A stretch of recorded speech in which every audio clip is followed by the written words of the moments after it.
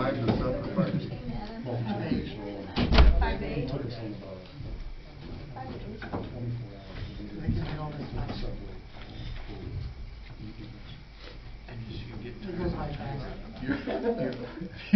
Get raw and raw.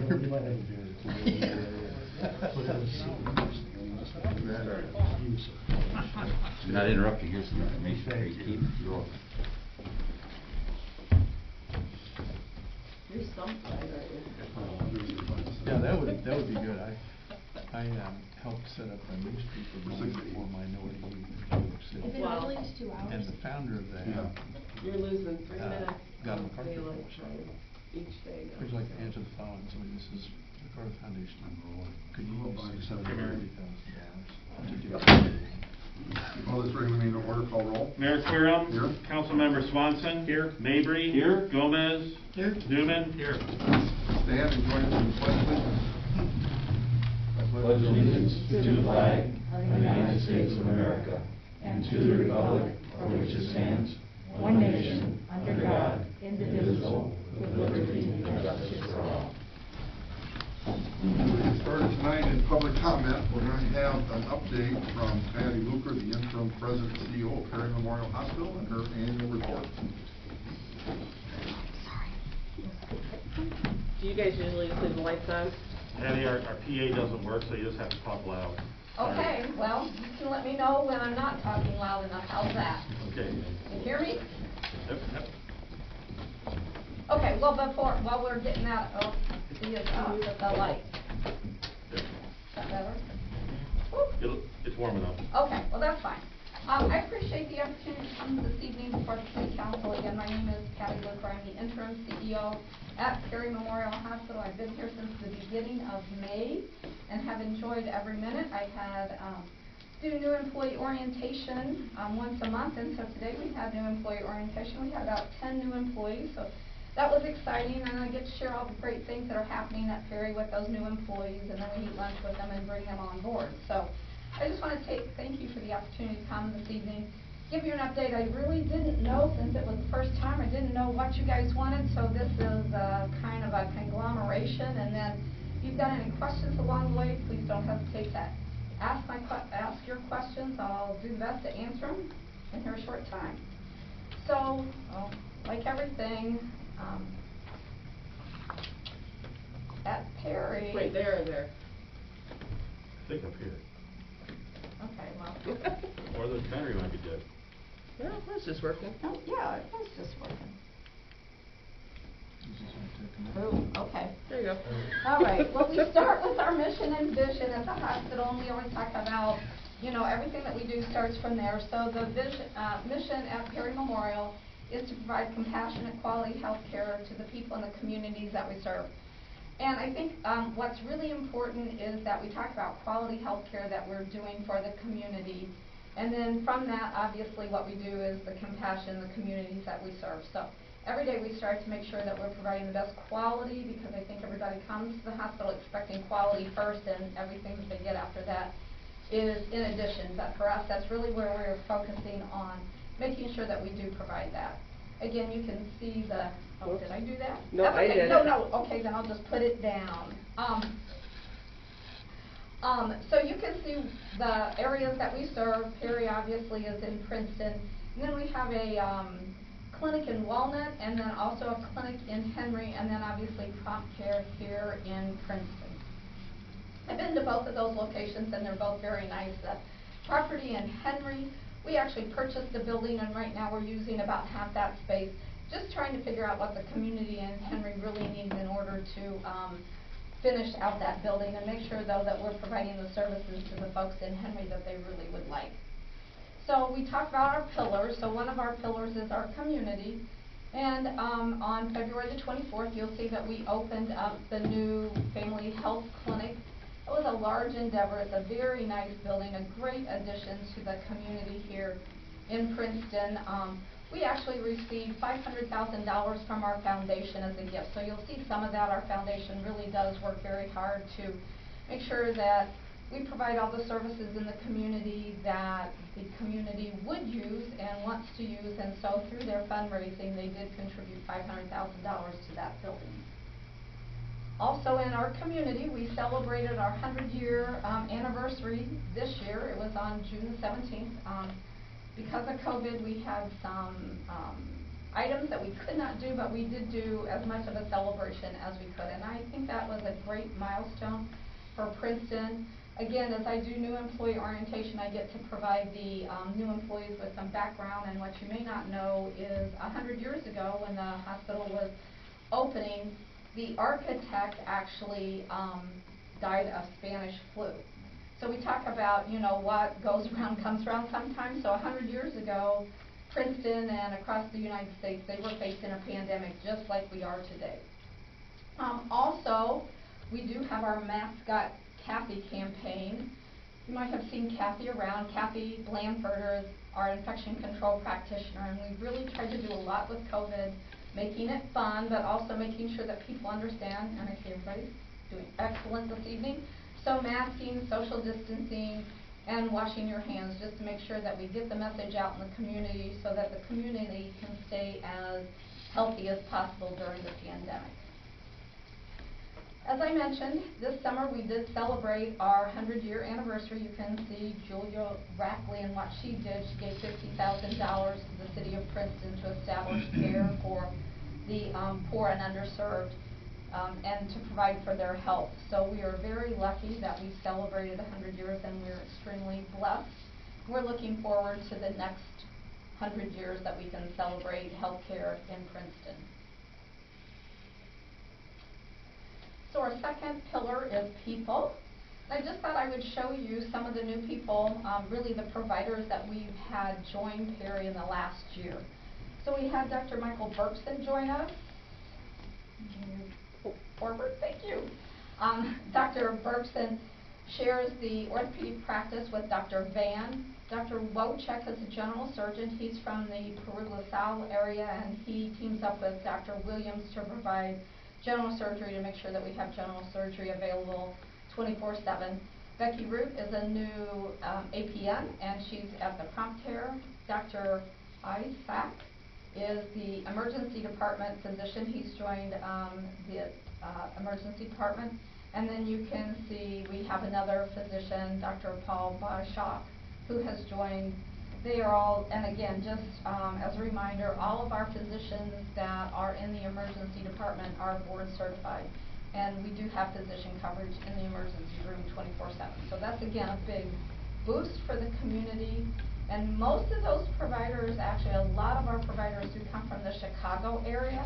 I think that's also important, because just because they leave the Chicago area doesn't mean they leave their skill set in Chicago, right?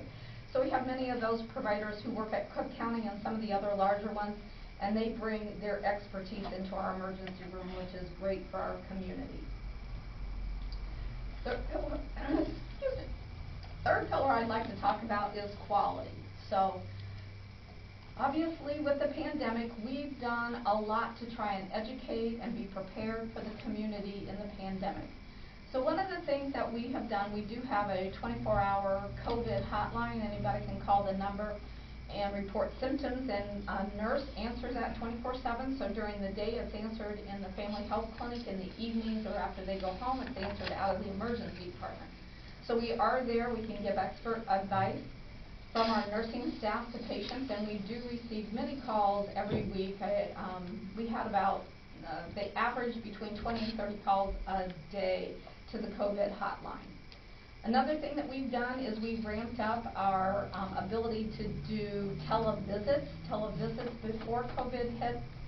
There was a lot of difficulty in from the federal government and some of the payers in paying for that. COVID hit, and they really changed the way they look at televisits. So that has been a big boost. We do televisits every single day from the rural health clinic. And then, of course, you know, we've got Mascot Kathy there to make sure that we stay on our toes and wash our hands and masks.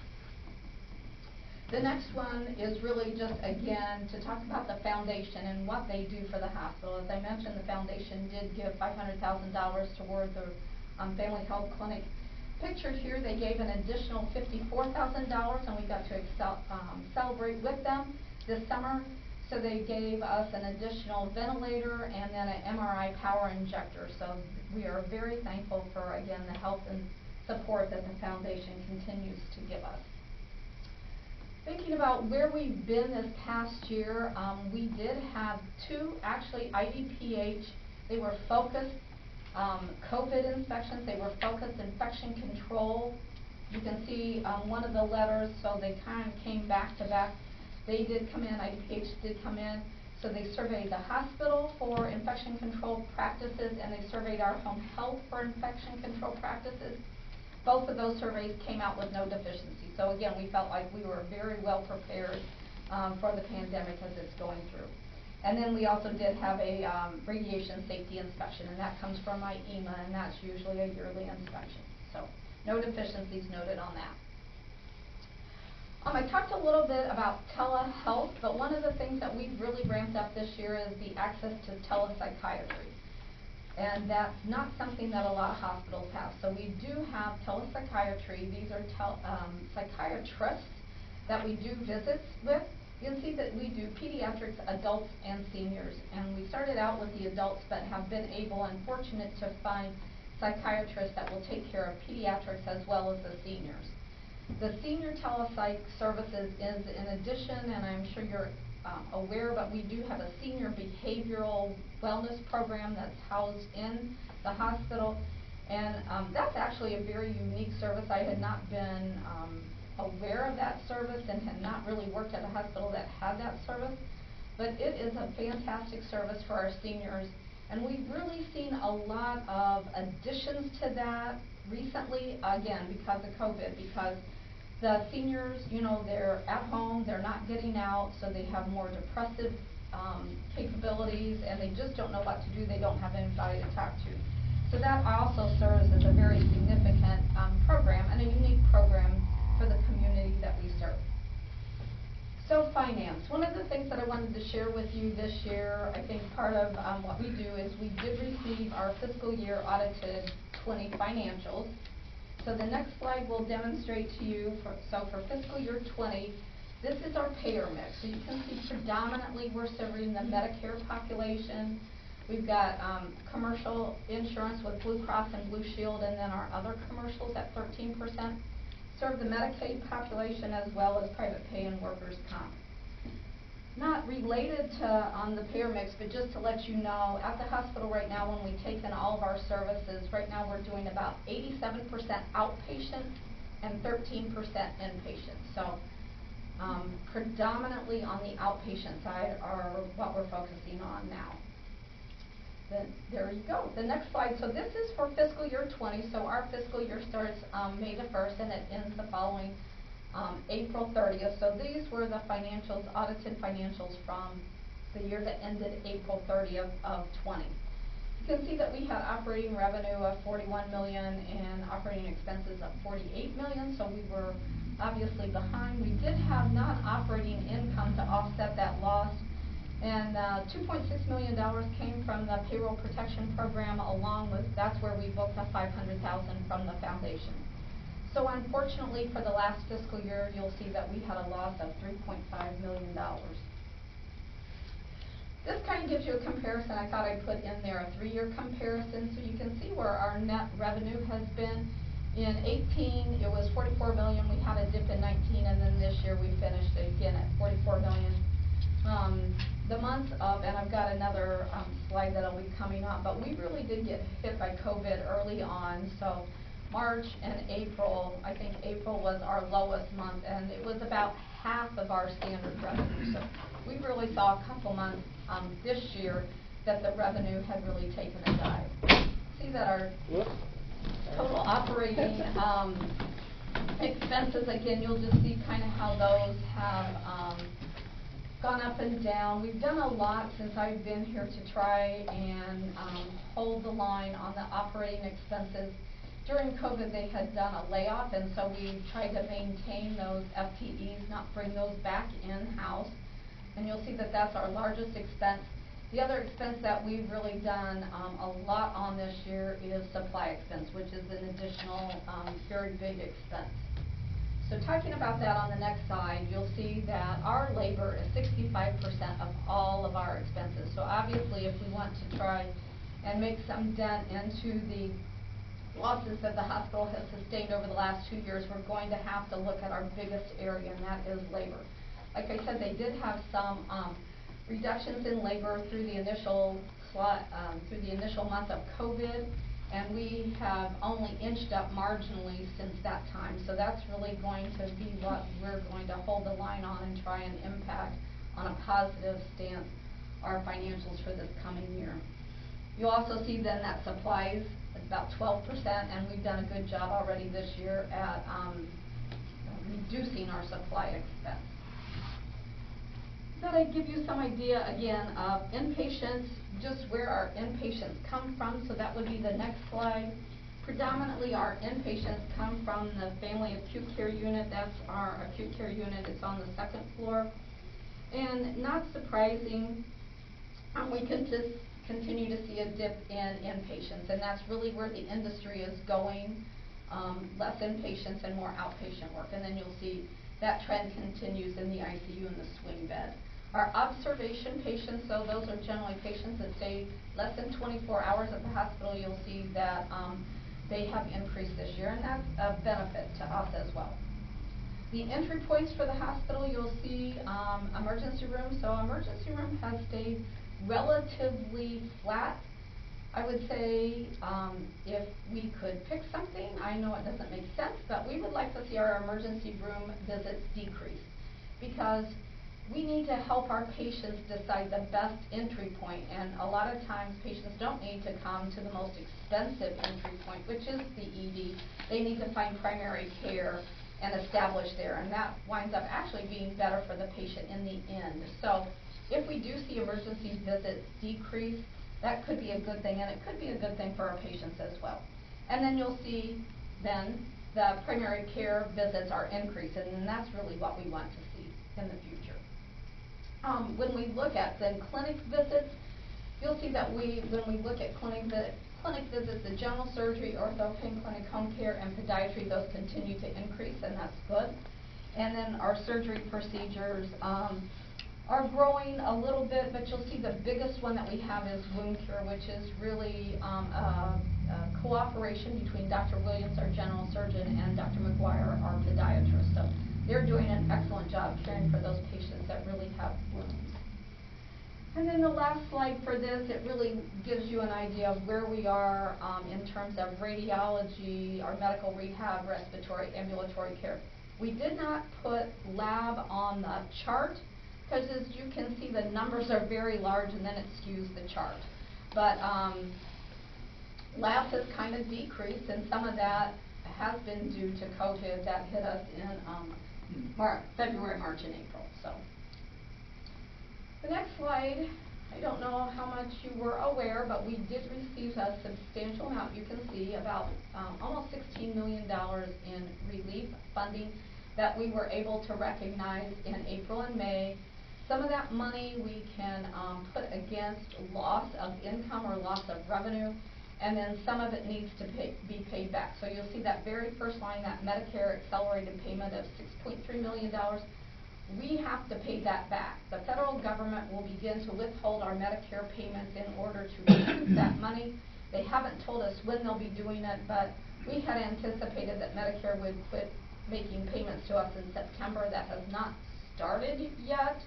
There's still some debate in Congress and Senate as to when they're going to do that. So the good news for us is we have not spent any of that money. So when they begin to recoup it, it's okay, because we set it aside and we said we're going to continue operations, but we are not going to touch that money. So good news, bad news. Good news is we got it. Bad news is they're going to take it back, but we've got the money to pay that back. Then this is kind of a little bit of what I talked to you about. You can see this is our gross revenue per month, and you'll see what really happened starting in March and April. And May was the lowest month, and we've just kind of ramped up. There was some some volume. You can see July and August were very good months, so I think that there was some pent-up demand from patients needing services, so we've picked that back up. And we're hoping to continue that.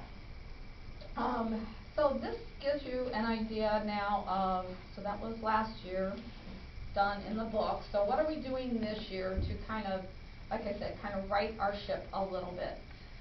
So this is just the months of May, June, and July. Our first quarter, you can see that our net operating revenue was a little bit behind where it had been prior year, but you can see that we're substantially ahead of our budget.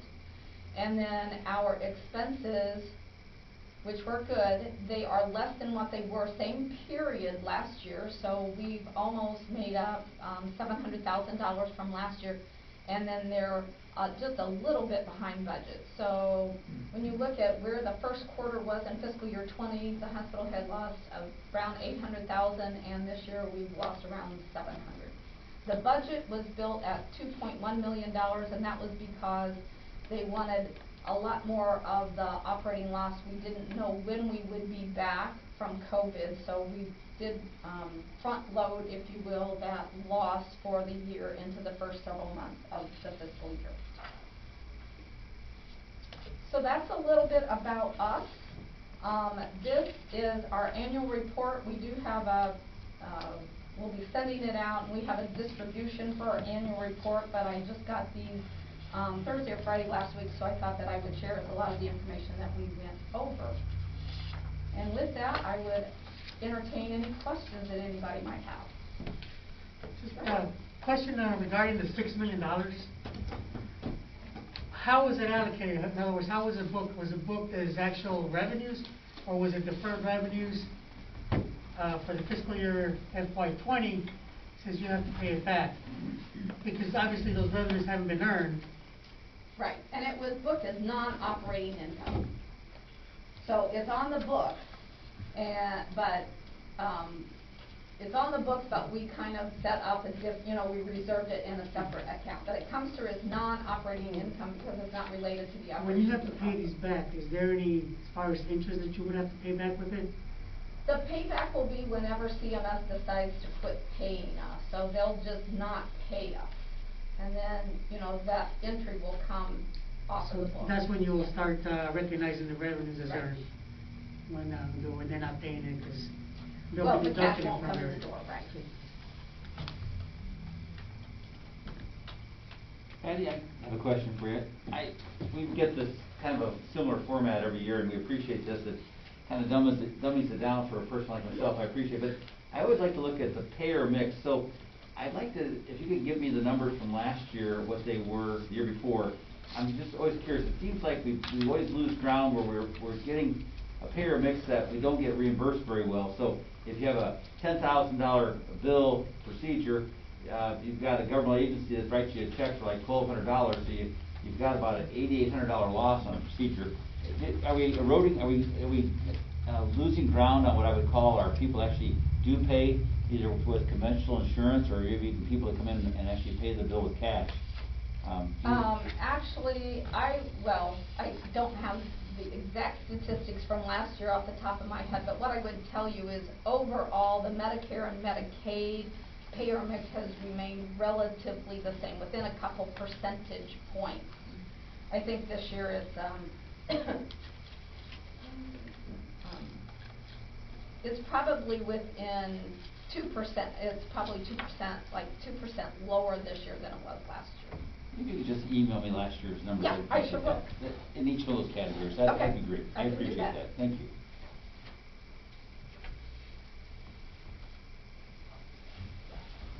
All right, thank you. Thanks, Patty. Thank you.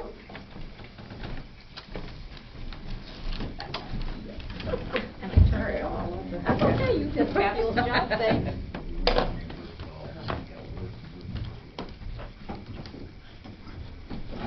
Challenging times in Perry and rural healthcare, and appreciative of Patty being here and stepping in and taking off the way she has, so appreciate that. Do we have any other public comment? Just need your name, Rick. I'm Rick Brooks. I was here at your last meeting when Dennis Taylor spoke about the need for an inventory of all the trees in town, and followed up a bit, and there's an opportunity to get some funding through the state DNR and the Urban and Community Forestry program that's coordinated by Morton Arboretum. And I've offered and have drafted a proposal for recommending the city apply for $20,000. And I would say, based on my attendance and participation in a webinar and interviewing people at Morton Arboretum and also the state forest or community forestry program, I would be optimistic that they would fund an inventory of all of the public trees in Princeton, and one would hope more than just the public trees, and then a plan for the short, medium, and long term for tree planting and protecting the highly important and attractive trees of Princeton, which have all kinds of psychosocial, economic, and other benefits. So I just wanted to keep you informed. The deadline for that proposal, we found out last week about the request for proposal. The deadline is this Friday. So I provided a draft to you, Joel, and to Teresa, and welcome any suggestions or input or questions. I think right now the decision is what can the city provide in terms of matching funds, both in kind and cash. And I think much of the match that they require, 50% of what you asked for, should not be difficult, since Teresa has informed me that it could come from 2 different budget years. There could be private sector help with matching funds. And the goal is to do a full inventory, I would think, in the next 2 years, to say how many trees do we have, what is their health, what might certified arborists and a team of volunteers recommend for an ongoing program to assess the vitality of the forest in town, and what to plant when and for what reasons. The last inventory that I know of, I believe, was 1991. And this tool, if you can get the funding, should provide support and knowledge that can be used long into the future. So, just an update. I'll continue to work on that draft, and the goal for me anyway is to get it ready before the deadline. So any help you can give or input or questions, feel free to. Joel, you and Teresa and I guess will be left to figure that out. Is it this Friday or a week from Friday? This Friday. I've drafted drafts support letter. Happy to draft one with you and for you, and anything else that you need that I can provide, I'm happy to do. Thanks, Ray. Okay? Yep. Thanks. And along those same lines, I think 2 weeks from today we'll be able to set a tree committee. So we'll have some names to put before the board. You gotta talk louder. You gotta talk louder. Do I have to repeat that? No, but just going forward. Shirley, just need your name. Yes, sir. 2 kudos to the city. I left the house just before 7:30 on Saturday. By 5 to 8, they had my TV out of my trunk. I thought that was good and fast. Secondly, I appreciate all the beautifully paved streets. I only am concerned about the sewers that are hiding underneath. As are we. Any other public comment? Okay, we'll go to approval of minutes of Commissioner Newman. Thanks, Mayor. I move that we approve the minutes from our regular council meeting on September 8th, 2020.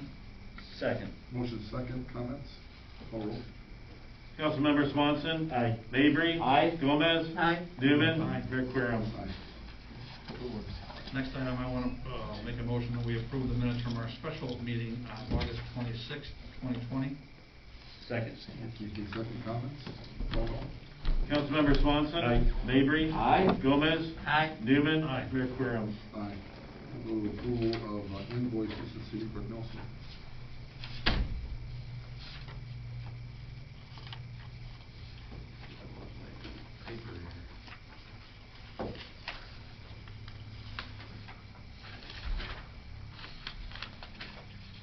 In the absence of my paper being gone here, we'll mention that in the Department of Public Affairs and Accounts and Finances, we have invoices totaling $77,003.10. In the Department of Streets and Public Improvements, we have invoices totaling $276,096.09. In the Department of Public Safety and Civil Defense, we have invoices totaling $134,555.57. And in the Department of Public Property and Utilities, we have invoices totaling $803,856.93. Mayor, all council members have reviewed these invoices, and they are submitted for disposition. I move that we approve the invoices as presented. Second. Motion's been seconded. Comments? I have one comment. I'm gonna abstain on a check under homestead funds for Harvest Realty and Development for $1675. I'm gonna abstain on that amount. We don't itemize abstention. I know. Any other comments? I think that we've got a lot of high bills this month. I think the first effects of the storm invoices are starting to come in. $50,000, $60,000, $70,000 worth of expenses that are directly related to the storm that are non-recoverable per se, but just it's part of doing business. Our estimates for the total storm damage is gonna be close to $280,000.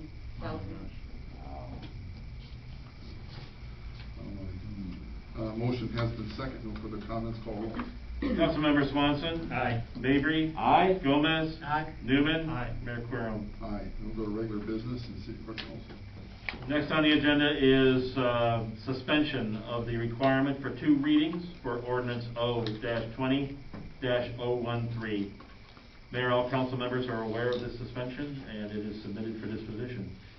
I move that we suspend the requirement for 2 readings of ordinance O-20-013. Second. Motion's been seconded. This is for the, so we can address some of the sewer concerns that Geraldine brought up in our Thompson Street extension that we want to do this fall. So it's a critical period. We want to make sure that we can get bids out in time so that work can be done this year. It is a project of high priority, and we think that it will solve many of the backup problems that the city experiences in heavy rainfall. So, any comments? The motion's been seconded. Call roll. Councilmember Swanson. Aye. Mabry. Aye. Gomez. Aye. Newman. Aye. Mayor Querem. Aye. Next on the agenda is ordinance O-20-013, authorizing the borrowing of not to exceed $599,950. Mayor, all council members have reviewed this ordinance, and it is submitted for disposition. I move that we approve ordinance O-20-013. Second. Motion's been seconded. Teresa, you want to? Yes, as we discussed at the last meeting with the Thompson sewer relief project, we also had one of our John Deere loaders that needed to be replaced a couple months, probably about 6 months ago. We did a lease program with it. With that 6-month lease program, any money that we paid towards the lease came off of the purchase price. So now we're at the point where we purchase it. We were going to borrow for that, and then we got the Thompson Street came up. We thought, you know what, the rates were extremely low. Let's see if we can combine those. And as you can see with the interest rate even at 3-year, we did get quotes from 4 banks on this. So at a 2%, it was now's a good time to do it. We did remove the paving of the street from that project, so we did bring that price down a little bit.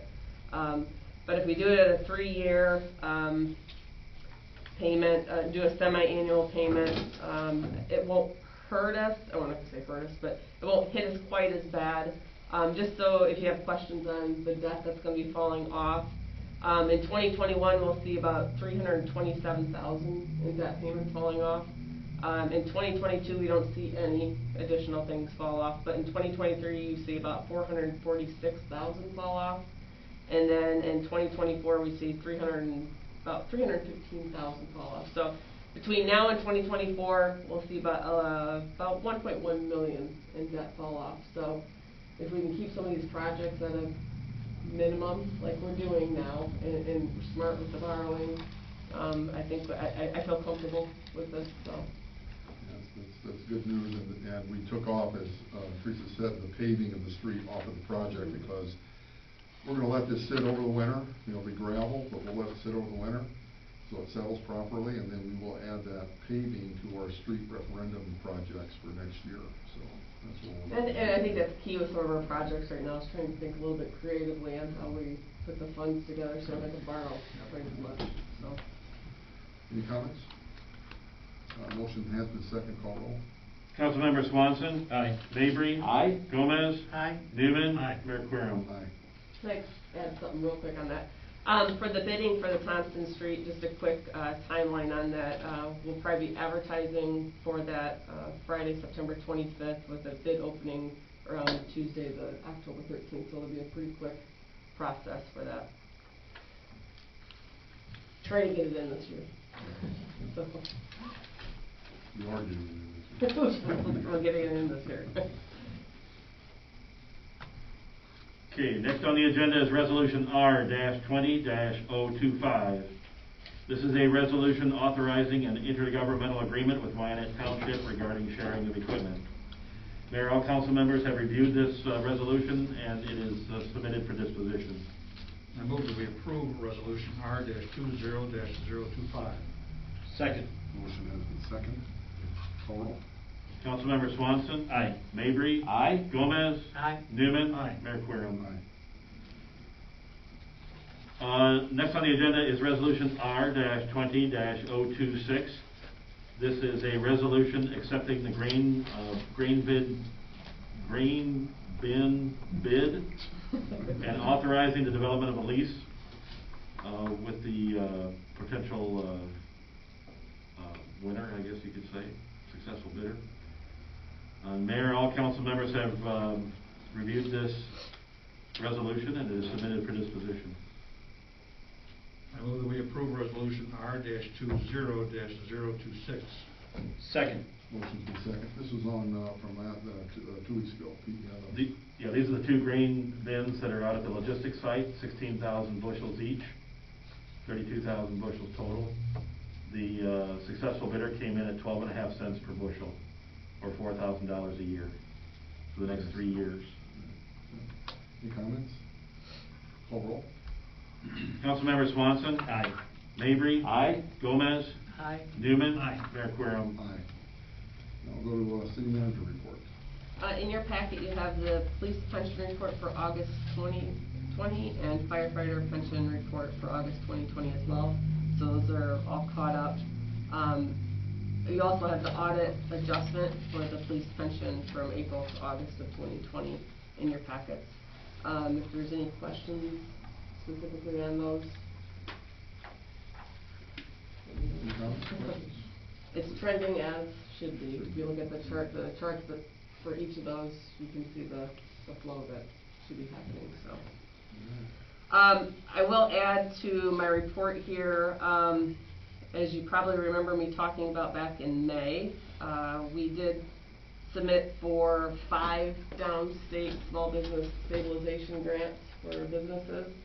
2 of them I found out 2 weeks ago, finally, got funded. Bruce Jewelers and Jillian's Clear Design did get funded for $25,000 apiece. They got the full amount.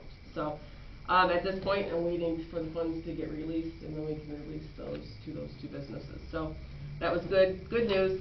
On that front as well, we were allocated about $315,000 for the Cures allotment program as part of the CARES Act. So I'm starting that for this. I'm doing it right now, actually, submitting for our first reimbursement from the state on that. We'll do it once a month through December, and I'm anticipating using up our full allotment and actually going to request more.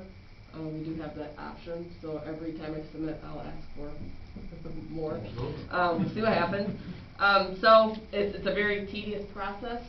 Hector, you're probably very familiar with this. It's a lot more tedious than I expected it to be. So, but we'll get through it. I'll submit by the end of this month and then proceed with the next month.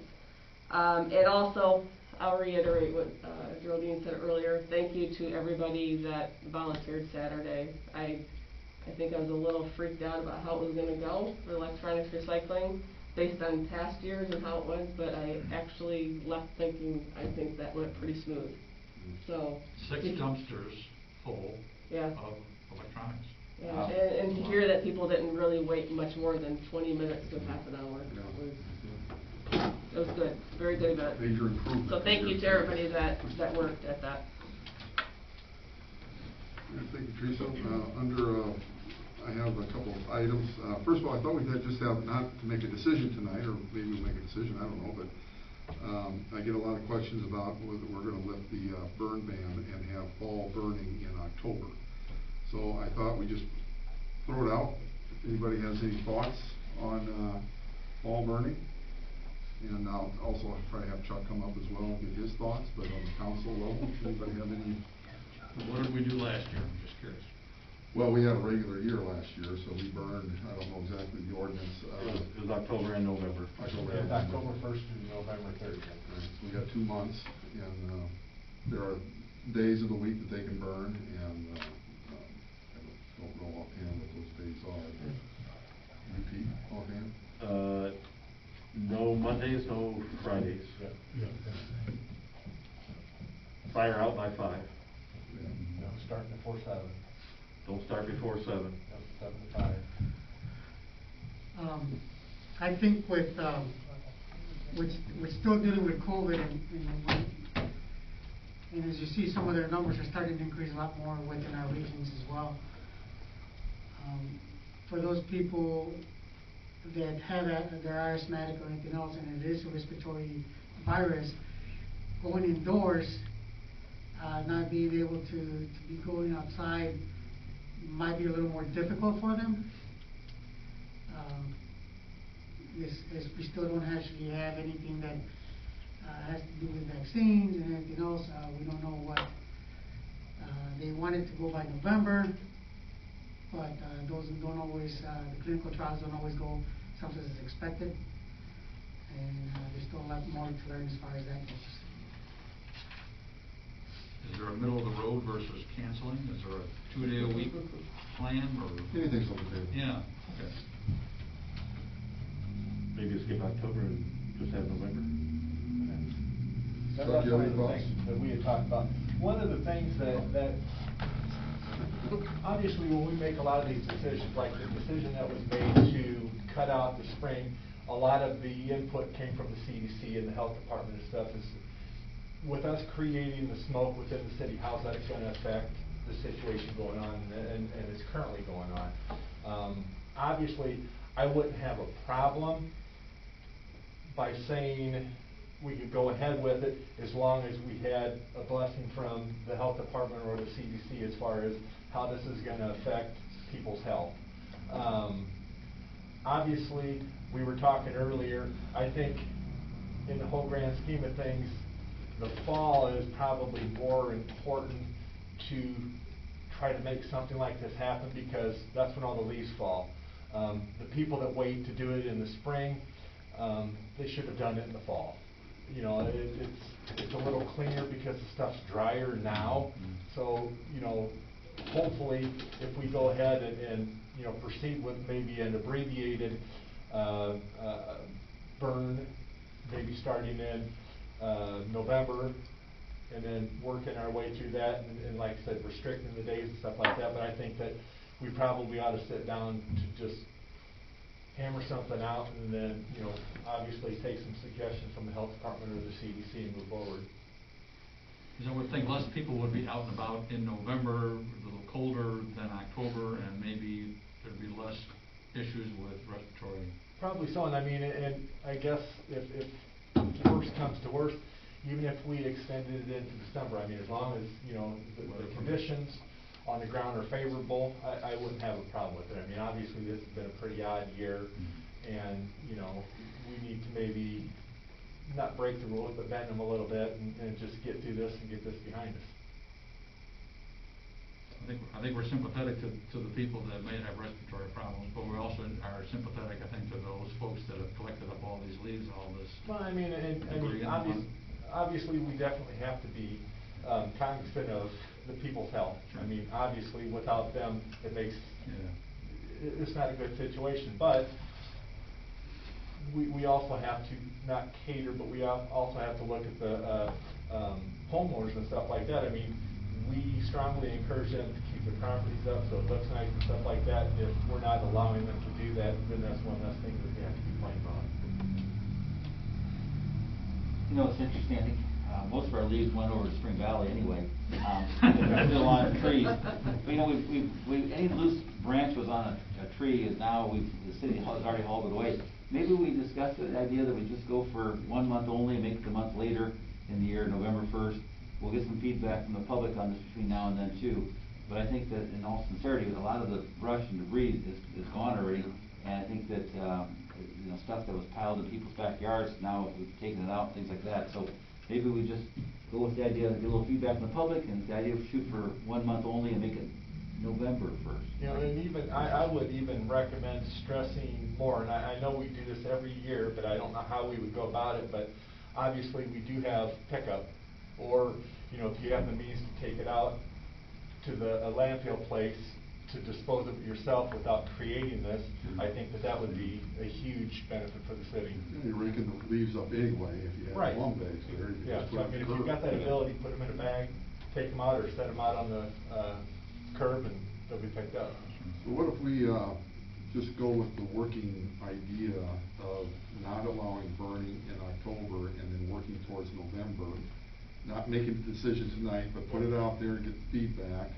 You know, it seems to me that's a logical. And I think so too, because, I mean, with the CDC not knowing how COVID is going to explode when the flu season gets going, we just don't know where we're gonna be come November 1st. I mean, I think that this should be something that we should probably just sit on and kind of monitor, and then make that decision once we get a little bit closer. And like you said, Chuck, we could extend into December, weather permitting, if we need to, or if there's a demand or a need to do that. And plus, I think that it's gonna be a lot easier to keep this burn ban, and in fact, instead of saying, okay, yeah, go ahead and start, and then figure out that we've got a bigger problem, then try to get people from doing it or stop them. So I think that if we just keep it going and make that decision a little bit later. We'll do that for now. Go with the possibly cancel October start, and we'll put that out there, and we'll make a final decision in 2 weeks. All right, great. Trick or treat hours, 5 to 7. Wanted to get that out there because I've been back and forth on these times, but 5 to 7 Halloween hours on Saturday, October 31st. Then we have a presentation. Well, the presentation. That's on purchase proposal. Essentially, what I am here tonight with this packet, you guys didn't get this in time for the meeting tonight to fully absorb it and look to see what we are trying to do. This packet illustrates something that the department has been working on over the last 2 years. Matter of fact, this particular proposal was actually talked about with Rachel when she was here, and this was something that we were looking at moving forward as far as looking at getting financing and moving forward with this project back last November. But then obviously the situation had changed with Rachel, and she had said, let's just wait till the new city manager gets on board. That way he or she is not bombarded or, you know, stuck at the door with this issue. So since Teresa's come on board, we've talked about it several times. This plan is designed, number one, we definitely need to replace our backup fire engine. It is,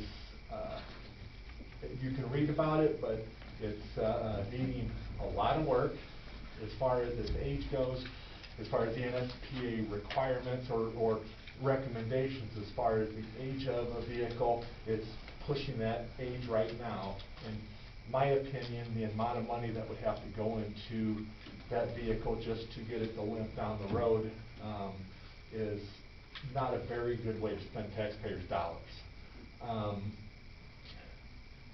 back in the spring, we had sold our second brush truck, and that was part of this plan as far as streamlining our operations and actually making it smaller because, number one, the second brush truck didn't get out that often, so there was, in my opinion, it was not doing us any good, and we were still maintaining it, paying insurance and stuff like that. As far as our rescue truck goes, and you'll see that that's in there, that would be 851. It's also getting up there in age to where it would have to be replaced.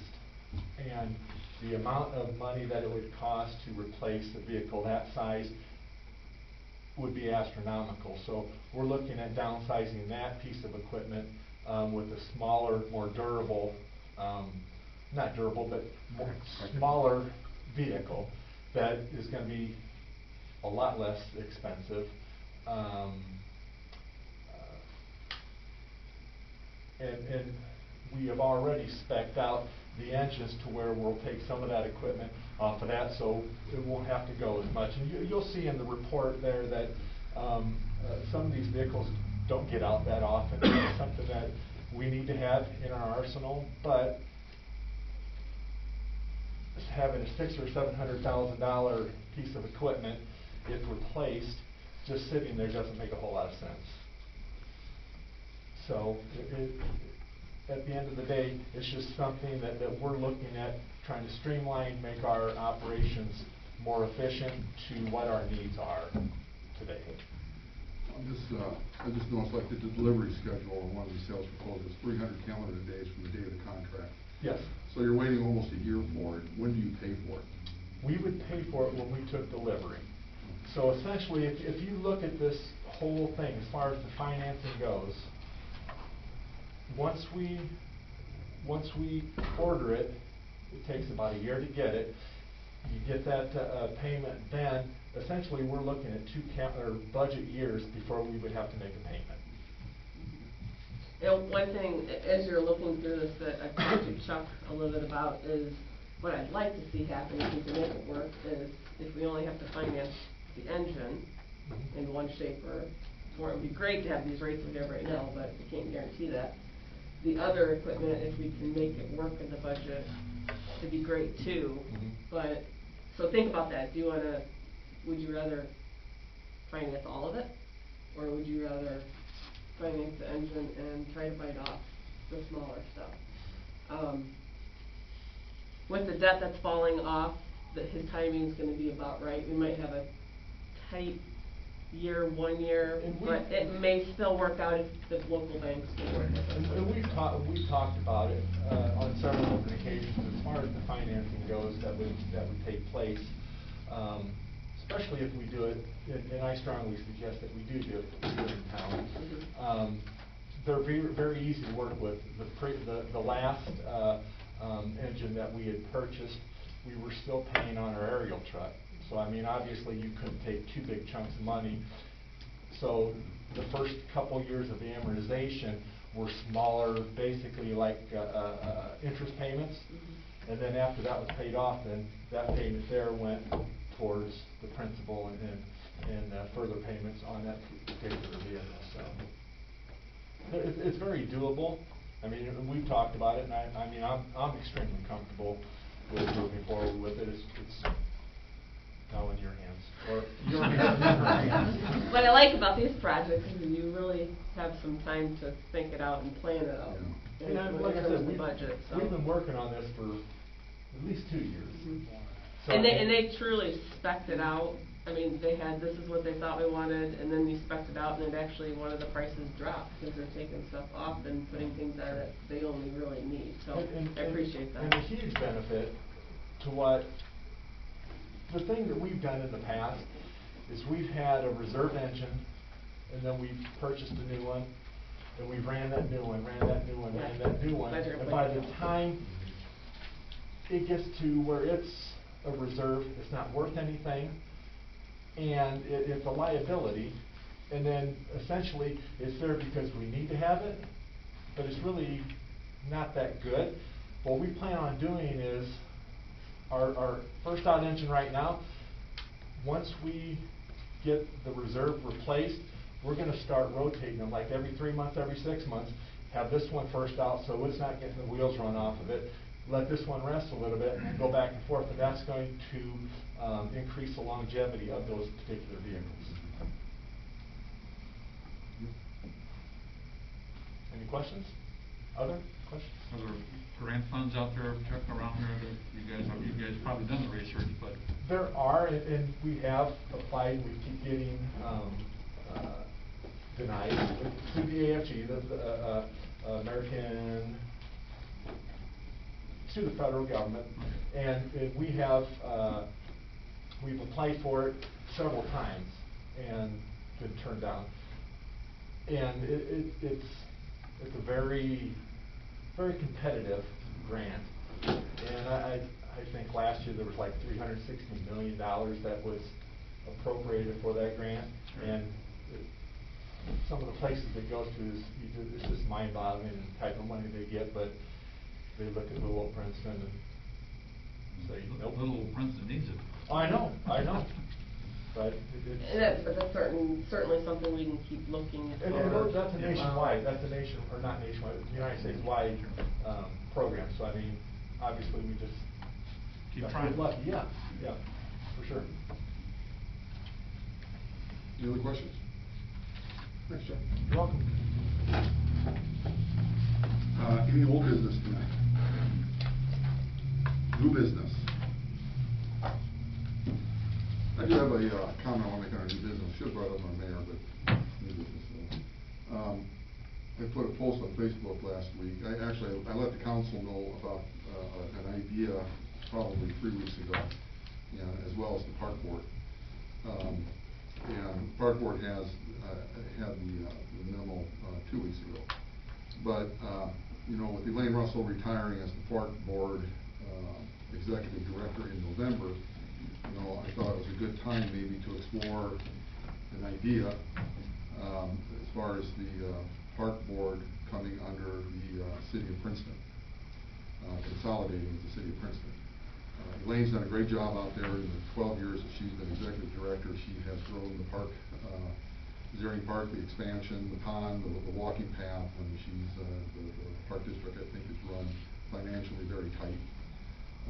But in my opinion and the opinion of others, our parks, I think, are very underutilized. They're not used to their full potential. So the idea of possibly consolidating, the park district with the city, an idea that is still out there.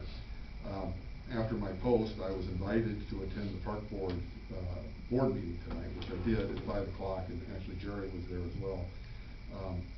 Fortunately, I was kind of bushwhacked. I was invited there, and I was met with hostility from 2 board members. I was kind of bushwhacked, and that's fine. That's fine. However, we've got 3 board members out there that are very open-minded, and this is an idea. It's not the only idea out there to consolidate, but as far as being open-minded with these 3 board members, they're very wanting to move forward and maybe establishing a better relationship with the city and sharing goals as far as what the park district can do for the city. I mean, we're both in this for the city, best interest of the city and its residents. And to utilize these parks more, bringing people to town. A byproduct of bringing people to town, obviously, is hotels and restaurants and stores up and down Main Street get visited. Not thrown out there like any kind of a sports complex. I mean, you utilize what we have, and that's all I'm looking at, is utilizing the parklands that we have to their full potential for all the residents, the families, the adults, and the kids in the city of Princeton. And when you think about it, they have the new expansion of Zering Park. They have spring soccer, they have fall soccer, but in between, they take all the soccer goals down. They don't even leave one up for kids to come out and have a pickup game of soccer. And I just think that we just need, again, that's not utilizing the park to full potential. So with the majority of the park board on board with this, we're going to have some meetings going forward, and I think we're going to make some really good progress on, coming together and having, some very, very positive, forward-thinking, shared goals on the 2 entities working together. And I think the objective is, instead of running, separate goals and separate ideas, is to try and come together where we can see how the city and the park district can work in concert to really provide more services to the community. And I think the responses on Facebook, it's like 95% positive, or plus positive, people are wanting something to take place there, and I think these three board members see that, they recognize it, they're very open-minded, and they're willing to roll up their sleeves and work with us and get something going on it, so. Look forward to some of those discussions in the coming weeks and months. Any public comment? I entertain a motion to adjourn and reconvene. Move that we adjourn our meeting this evening and reconvene for our next council meeting on Monday, October 5th, 2020 at City Hall. Changes in meeting format and location other than attended at City Hall will be announced in advance. Second. Motion to second, call roll. Councilmember Swanson. Aye. Mavry. Aye. Gomez. Aye. Newman. Aye. Mayor Querem. Aye, this meeting is adjourned, thank you all for attending. Invoice that you're charging sales tax on, I don't know if we-